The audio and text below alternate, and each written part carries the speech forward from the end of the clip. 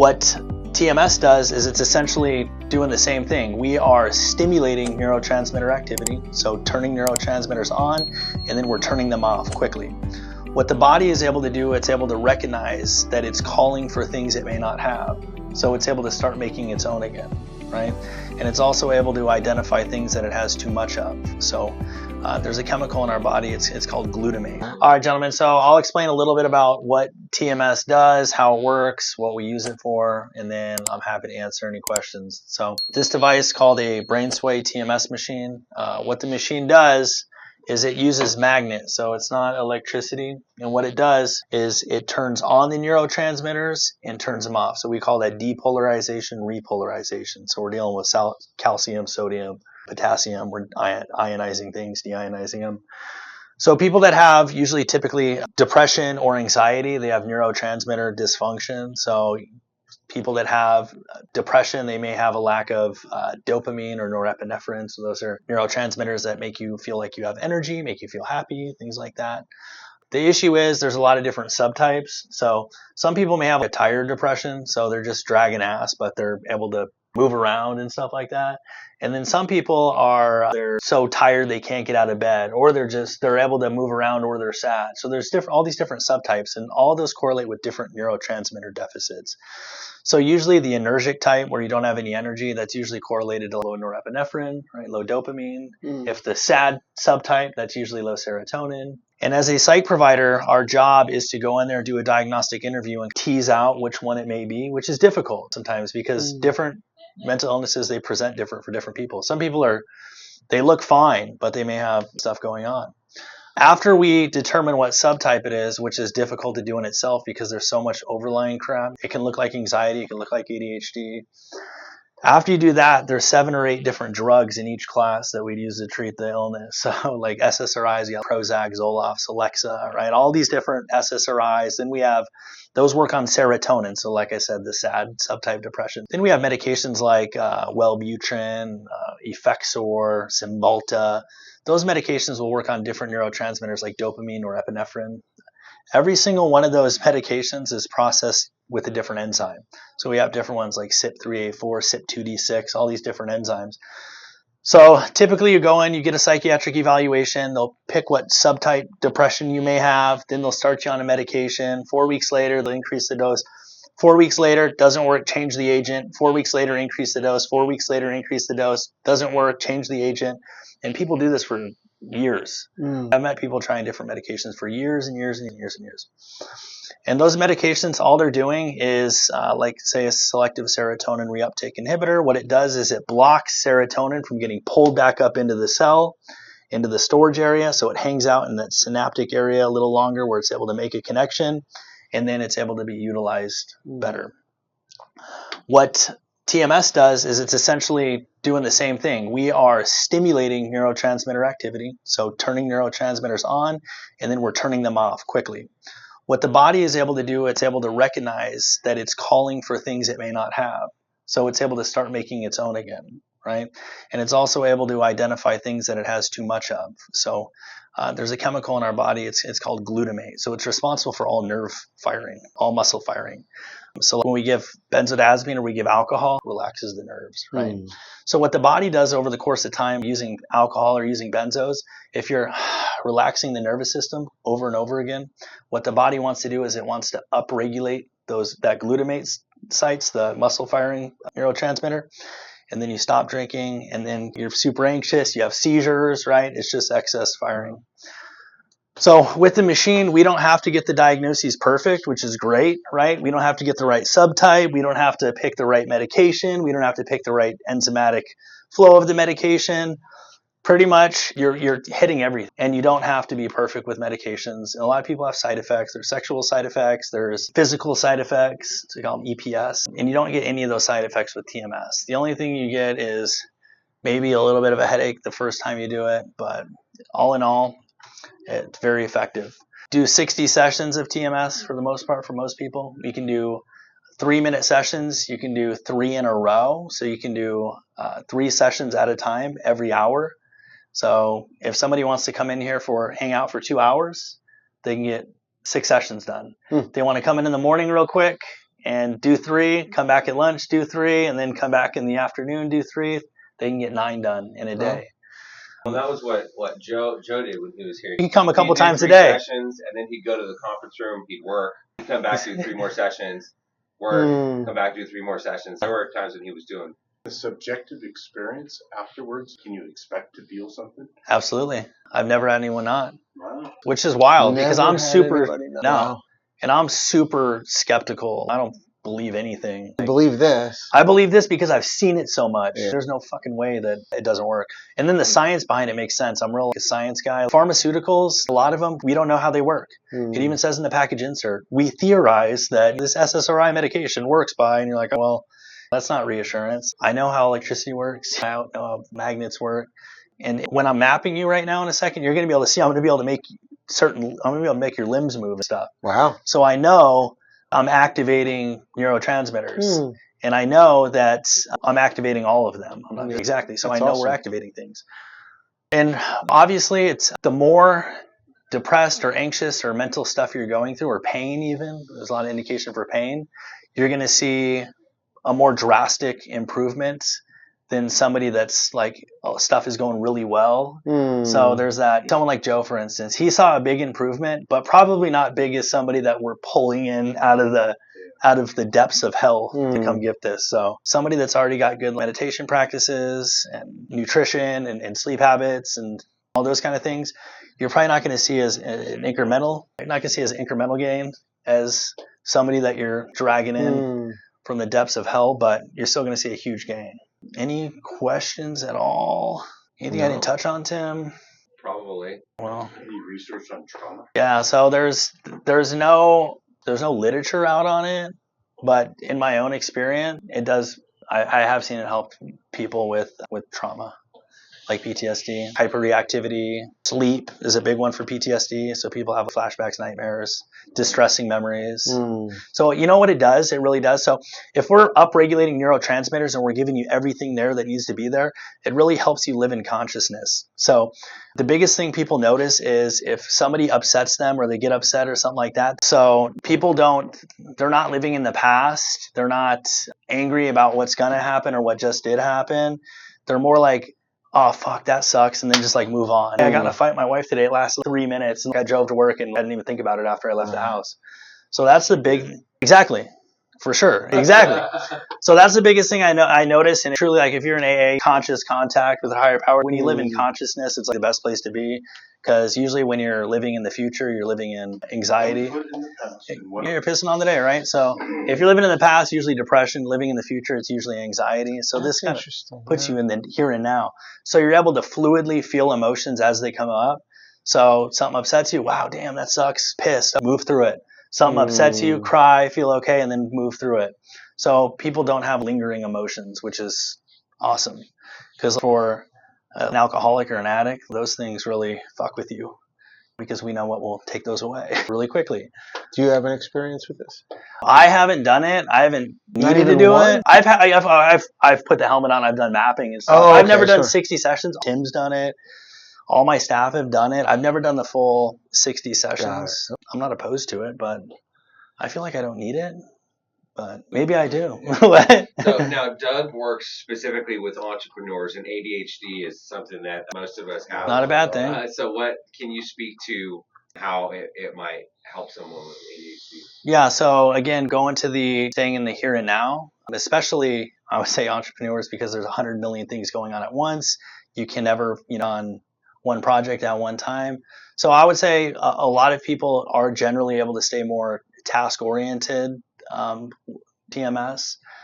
So I guess that's one benefit I've seen. And then kind of the emotional control too, because obviously a lot of emotional roller coaster with entrepreneurs. They're frequently on, the brink of wanting to die, and then brink of we love happiness. We love risk, but then sometimes we go a little too far in that spectrum, and then we're like uncle, and then right. But we do it. It's what gives us great gains. Yeah, we're kind of addicted to it. Yeah. I would say more grounded. For the edge of the envelope. That's it. Yep. Yeah. You're not living on the edge, all right. Taking up too much space. So who wants to hop on here first? Doesn't matter who. I'm happy to sit on it. Go for it. Let me do it. So we put these little caps on. They, What that is, a cloud? yeah, we need that in a second. Oh, well, you can hold Put on on to my it. butt. No. So this, Bite on it. yeah, right. No, it's gross. So this is what I'm seeing in myself, because I've been very outside with myself observing. So I'm doing this for my son and my farm manager. We're going to a 2-week aviation course because my son wants to be a charter pilot. And so I got this immersive thing and I'm doing it. Yeah. I'm kind of, I bought a plane, but I'm not flying it. I have a pilot that does that. And so I am over the top leaning into this thing. I have to take an exam and I have to do a whole bunch of shit. You got to learn like so many factors. And they're like moving along with their studying and maybe they're slacking, maybe they're not. I need to know I'm going to fucking win. I need to know I'm going to pass. So I ordered a course and then I ordered a coach and they're like, I don't need it. It's not that big a deal. I said, no, it is a big deal. And I'm just seeing this tendency in me, which is, I guess, good, not bad. We just had snow. So before the snow, everything got set up. Like I spent a full day setting it all up because I hate to fail. Right. And so I'm just seeing this like energy. My drive just goes in different directions. And when I don't know, when I don't identify it, I point it at the wrong things. Or I use it in anger. I use it. So it's interesting. Just like I've been observing. I'm on my 200th some day of breath work and meditation and sauna and cold plunge and all that wonderful stuff thanks to this guy. Yeah.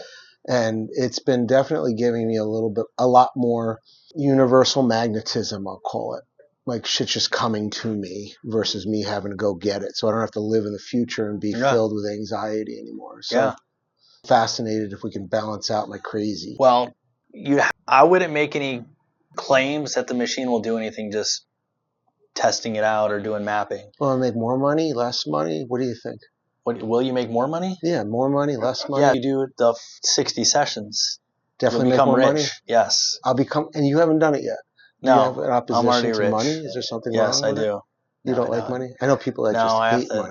No, I don't hate money. Money is not good or bad. It's what you do with it, right? It's what you do with it. Just can't worship it. It has no value. And the guy that talks at the end of that expansion breath work, the 52-minute, that's Jim Carrey. Is it really? And he says, I wish he was doing it at the less I care about money, the more I make. It's crazy. No, but he said he wishes everybody could experience fame and money. Yeah. They could get it over with and realize that's not what brings you true happiness. Yeah, he speaks well. I was like, Jim Carrey, come on. This is like, ready? Bobby, I'm ready for you. Let's do this. Yeah, sorry. No, you're good. Yeah, say the average person sees a difference after 20 sessions.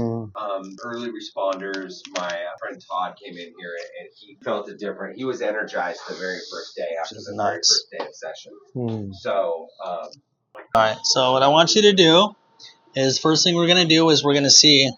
You look good. All right there. That's what you say when you don't look good.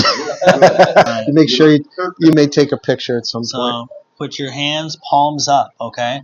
What I'm looking for, and kind of keep them flaccid. Don't like flex, don't squeeze. I'm trying to get movement in that right hand, okay? Thumb particularly. There we go. Already getting movement there. Oh yeah, you got a little twitching. You like in the head or yep, what? side of the head. Put your hand, try to put more straight up, like up instead of like that. Yeah. There we go. Okay. Seen the best result at 54. All right, so now we're actually going to run like a little mini treatment here. So I had you at 7 centimeters. So we know 7 centimeters where we get some movement in the hand. 6 centimeters forward, that's a part of the brain we call the dorsolateral prefrontal cortex, right? So the DL. To get a free copy of the 12-step guide that I created for you, click on the link in the description below. Whatever, PRF. And we're targeting the right side. So the only reason we're getting the movement is we know that the landmark for the motor cortex, 6 centimeters, we use that as a landmark. It's like a surgeon uses certain tendons as landmarks. We know exactly the area to treat. So we know 6 centimeters forward, right there. That's so you find the appropriate sensation center. Yep. And then move it forward. 6 centimeters, exactly. Yep. So we know. Okay, so you don't got to hold your hands like that anymore. We're just going to run a session. Right side. Yep. It does hit some of the left side. Now, does he have a mouth guard? He's not going to need one at this low of a setting. Okay. He gets up, and if we go up in settings, yes. All right, you ready? We're going to fire it off. On 1, 2, 3, you're going to feel some buzzing on the right side. It's not going to hurt. Here we go. So what we're doing... If you back it up too far... Seizure. Don't do that. No, exactly. So I always... Yeah, we don't want to... do it back there at very low intensities for certain ailments. Like, we'll do that. For migraines, yeah. Somebody with... Which typically we have the dominance that goes across the frontal lobe. We don't have executive function left dominance. That would be really interesting to see the difference. Look at variance in functional MRI as far as dominant. Yeah, who's the doctor that was... Well, it's Stephanie Spears' person. Dr. Jabor? He's like best functional neuro. He's the one that I got hooked up with him and Dr. Phil or whatever. So he was the one that did all this functional MRIs with the TMS machine and was showing me all of them. Okay. I've seen some of them, yeah. I think his name's Dr. Jabor, but he's Dr. Phil's friend and got me hooked up with him. So we were going over, a few weeks ago we did a Zoom going over functional MRIs with TMS, and he treats all over. He'll treat left side, straighten that up just a little bit. But he runs the functional MRI as he's doing TMS. Like, does some cool stuff. So he's a professor at UCLA in neurology. So usually you can do 3 of these bad boys in a row, back to back. Any pain? Nope. Discomfort? No? So I'm at 60% of the energy it took to cause the movement. The goal is to get somebody up to about 90%. That's the treatment range. But obviously we can't throw someone up there right away. It'll start bouncing around, titrate them, do titration. So can we give these guys 3 sessions each so they can potentially have more of an opportunity to feel a difference? Sure, yeah. We'll run another treatment here. Yeah, I guess our goal is really just to bring you guys in. Another one. Help you learn a little bit more about it. Go a little stronger. Here we go. This thing has been around good 10 years. 2004. Yeah. There we go. A little stronger. Yeah. It works. I mean, they're even so it's only FDA cleared for OCD, depression, and smoking cessation, but it helps brain. It helps with cognitive functioning. Dr. Richard Bermina, he works for Brainsway. He's there. I don't remember exactly what his title is, but he's like, yeah. How much are those? 30 grand? 160. 160,000. Well, that's what we pay. I think they're 175. Yeah. Pay 120.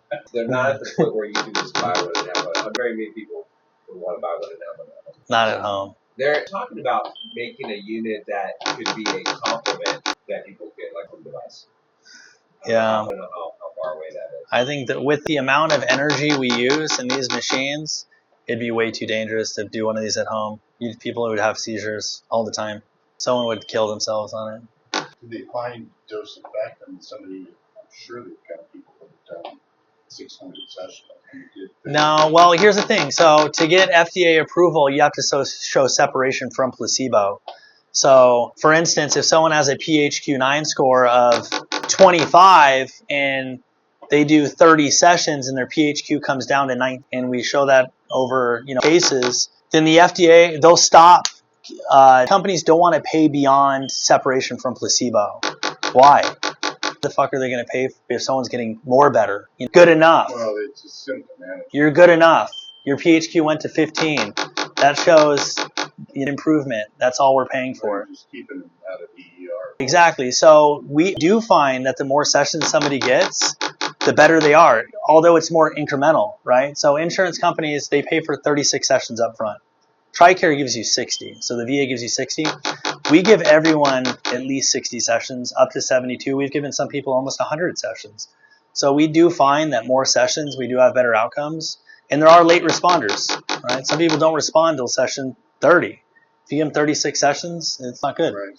So it's FDA approval is just covering a moderate improvement of depressive symptoms. So that's all they had to get. That's all they had to prove. And do one more. There we go. Perfect. Another treatment. A little higher.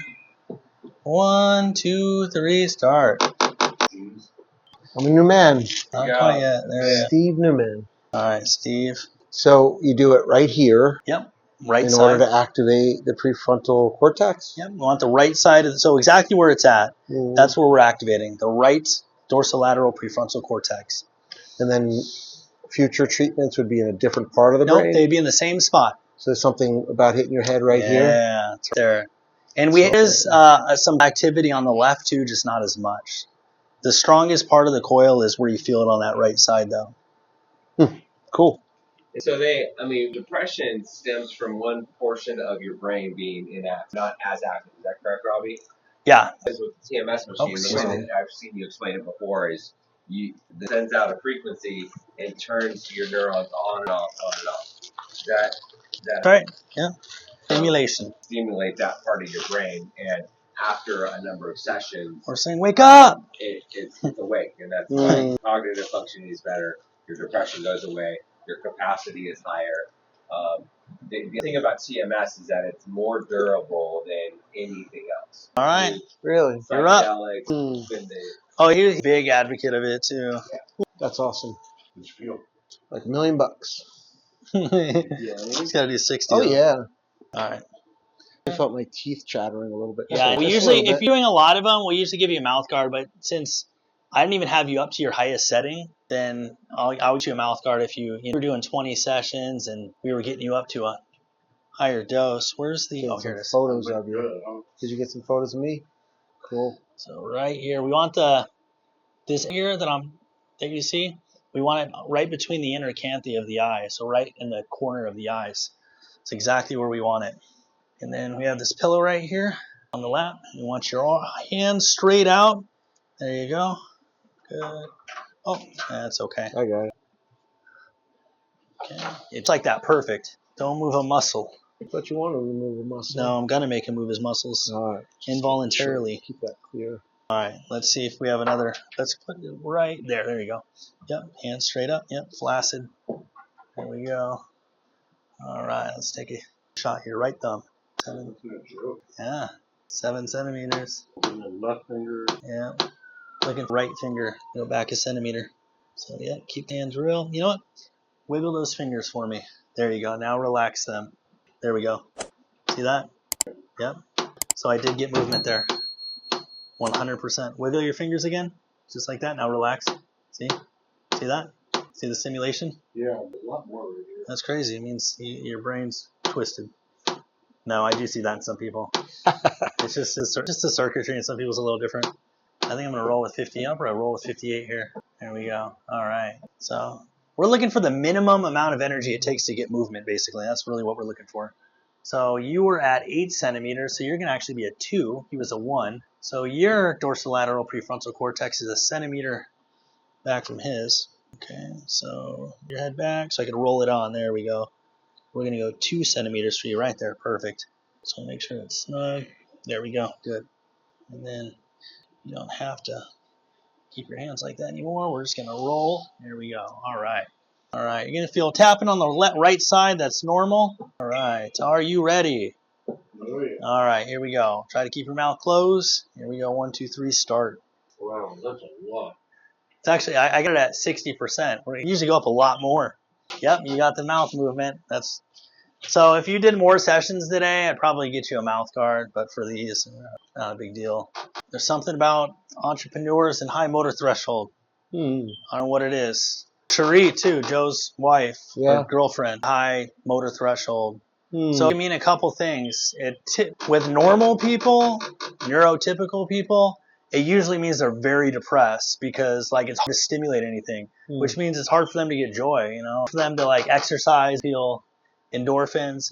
There's something different about this subset of people that Tim's been bringing me. Something different. 'Cause I don't think it's depression. It doesn't make sense. Yeah, I don't think it's depression. It's something else. I don't know what it is, but it's something else. Could it be introversion? It could be deep thought.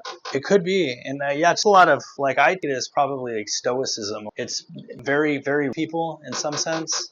But it doesn't mean they don't still struggle with things. It could just mean that maybe they've had a lot of life experience that's really caused you to be able to adapt well to things, like stress. Normal person, when I don't get any movement, I'm like, wow, there's fucking nothing in there. To get stuff to happen. No, we have a very active inner world. Yeah. Very active. I'm fascinated that you haven't done this whole thing yet. No, I mean... Years have you been doing this? It's almost 7 years. And you haven't done the whole thing? No, I've done the whole thing. Insane. I just treat people, yeah. That's insane. Yeah. Most surgeons I've known haven't had, either. I could Well, you see haven't the tried it correlation. yet. I guess. No, I so many people have good results. How are we feeling? Good. Good? Your levels may be up just a tad. Yeah, that's true. Think about 60 of those. Getting hit in the head 60 times 200 or whatever number of times you're getting hit in the head. Feel like you wanted to go into convulsions? Hmm? Did you want to go into convulsions? No. Bit my tongue. That You happens. bit your tongue? That happens, yeah. That's why we give mouth guards usually. I mean, if multiple sessions over and over and over. If you got value from this video, if you heard what you needed to hear, be sure to like it. Comment if you've got a question or you have something to say. Subscribe to the channel. Camelback Recovery provides treatment services for people struggling with mental health, mental illness, addiction, alcoholism, whatever it may be. So if you or a loved one is struggling and you need some guidance and you need some direction, reach out to us. Our contact information is down below, or you can go to our website, camelbackrecovery.com, whether it be detox, inpatient treatment, sober living, recovery coaching, sober companion services, whatever it may be. Like I said, we can either help you or make sure that you get sent in the right direction. We help people all over the country, all over the world for that matter. I'll see you on the next video.